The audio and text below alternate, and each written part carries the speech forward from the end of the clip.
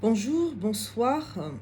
Alors, nous sommes aujourd'hui le 19 avril 2022 et j'ai à cœur de partager avec vous quelques informations sur des actes de violence. Mais avant, euh, je vais me présenter pour ceux qui ne me connaissent pas. Je m'appelle Elodie Mabika, je suis avocat au barreau de la Haute-Loire en Auvergne. Et c'est donc à ce titre que je vais partager avec vous quelques informations sur les violences. Donc, les violences sont des actes de barbarie, des actes atroces qu'il faut à tout prix éviter de commettre. Parce que on ne le pense pas souvent, mais la première victime des violences, de ces violences-là, c'est l'auteur. C'est l'auteur. Parce que c'est jamais honorable d'être auteur d'un acte de violence. On n'est jamais fier de soi d'avoir commis des actes de violence et on n'est jamais d'ailleurs félicité pour avoir commis ces actes. Donc c'est vraiment des actes à éviter. Et du côté de la victime, c'est encore beaucoup plus triste pour les victimes de violences. Je conseille donc à ces personnes-là, afin d'obtenir des informations administratives et judiciaires, je conseille à ces personnes-là de se rapprocher des mairies proches de leur domicile.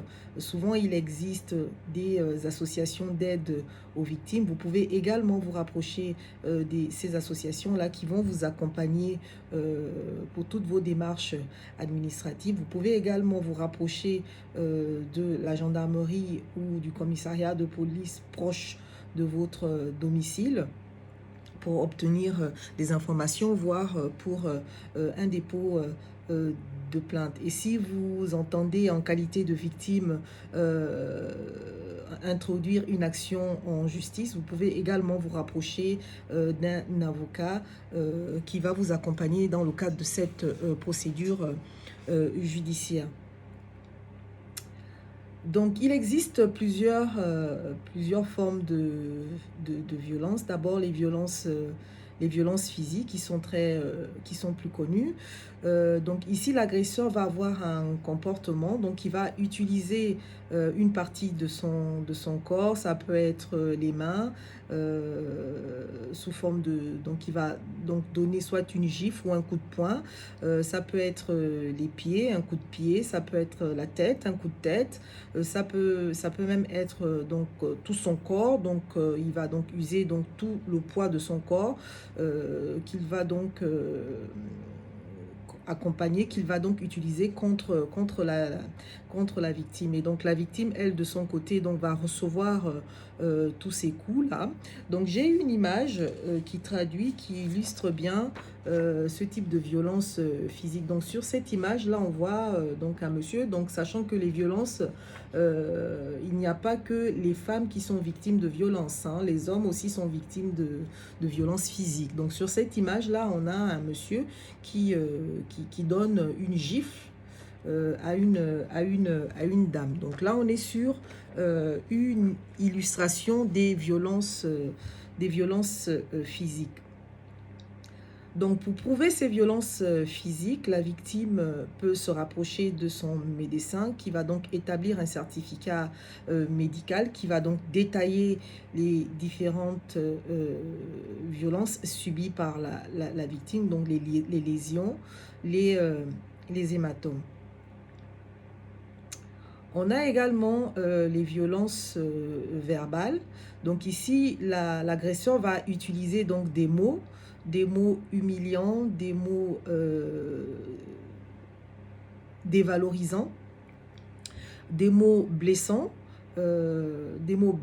à l'encontre donc de la victime. Et naturellement, la victime va donc accueillir ces mots-là, ces mots blessants. Et donc ça va être donc de l'humiliation, ça va être donc elle va se sentir humiliée, elle va se sentir dégradée, etc., etc. Donc là, j'ai également une image qui illustre ce qu'on entend par violence verbale. Donc ici, on a des mots tels que tu es une moins que rien, tu es stupide, tu es une idiote. Donc c'est des mots dégradants, dévalorisants qui caractérisent alors, il y a tout un tas de mots, hein, voilà, qui caractérisent donc les violences verbales. Donc la victime, pour prouver ce type de violence, peut tout simplement imprimer un SMS dans lequel l'agresseur a proféré donc ces mots dégradants. Ça peut être une lettre, ça peut être aussi un témoin, quelqu'un qui a entendu l'agresseur dire ces mots humiliants. La violence peut également être psychologique. Cette violence est très insidieuse parce qu'elle n'est pas évidente à prouver. Donc ici, l'agresseur a un comportement moral très agressif.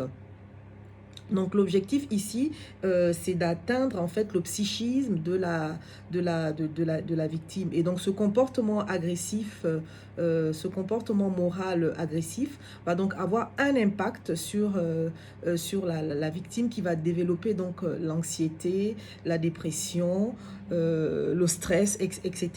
Donc pour prouver ce type de violence, la victime doit se rapprocher de son médecin. Donc ça peut être un psychologue ou un psychiatre qui va donc établir un rapport et décrire tous les symptômes liés donc aux violences psychologiques.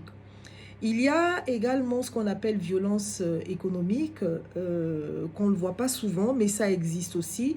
Donc ici, le comportement de l'agresseur va consister en fait à avoir un comportement négatif pour porter atteinte à la liberté financière,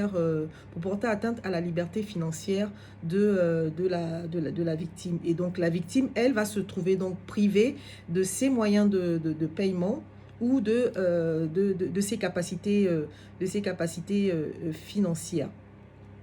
Donc là, pour prouver ce type de violence, donc on peut avoir recours au témoignage donc des personnes qui ont assisté à ces actes-là de violence et économique. Et pour terminer avec les violences, donc j'ai pensé donc à l'agression ou tout simplement à la violence sexuelle. Donc ici, on va être sur des actes. Donc l'agresseur va donc avoir des actes d'attouchement sexuel, voire l'acte encore beaucoup plus grave qui est le viol. Donc ici, j'ai une image qui caractérise ce type de violence. Hein. Donc ici, on a donc un monsieur qui plaque sa victime, hein, pour accomplir donc un acte de violence sexuelle. Bien entendu, cet acte de violence du côté de la victime qui subit ce type de violence n'a pas donné son consentement. Donc ce sont des actes qui sont accomplis sur cette personne-là sans consentement de la victime. Donc quand vous êtes victime de toutes les violences que je viens d'énumérer, n'hésitez pas à vous rapprocher donc de la gendarmerie pour un dépôt de plainte ou du commissariat de police pour un dépôt de plainte, des associations d'aide aux victimes qui renseignent beaucoup sur vos droits, mais bien entendu, rapprochez-vous également d'un avocat qui va vous accompagner pour une procédure judiciaire. Donc voici ce que j'avais à vous dire sur les actes de violence à éviter absolument. Merci à vous et à bientôt. Au revoir.